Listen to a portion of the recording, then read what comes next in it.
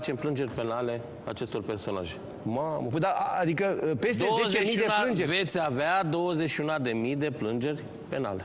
Mamă. Pentru că nu consider că este normal Ca oameni cu documente în regulă, care, cum să spun, validate de comisii, validate de... Au fost 4 comisii până acum. În care intra procuror, executiv, parlamentar, reprezentantul Ministerului de Interne, reprezentantul Parlamentului, reprezentanții Parlamentului, că nu e unul singur.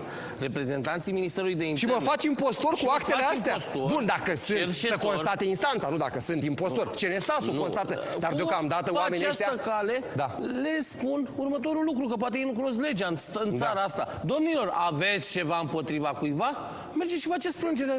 Parchet, instanță, de ce? Cine vă ține? Care sunt, da. Voi vreți să murdăriți toată imaginea Revoluției. Nu să reușiți, mă, tovarăși. Bun, asta e presa KGB. Haideți să vedem că e pregătit o primă parte din reportajul de astăzi.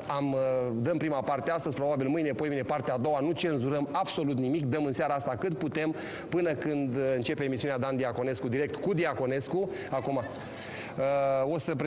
o să prezentăm acest film în care s-a văzut exact în ce manieră infiltrații lui Ceaușescu, Iliescu, securiști, torționari, s-au manifestat acolo, dar până la urmă George Costin și cu domnul Bănuțoiu, cu ceilalți revoluționari au reușit să Mureanu, Hosu de la Timișoara, președintele Altar de la Timișoara, Carmen Mureșan de la Bistrița, deci au fost reprezentanți de marcă. Domnul Palade, celebrul Palade, au reușit să pună concluzii și să expună imperativele mișcării revoluționare în contra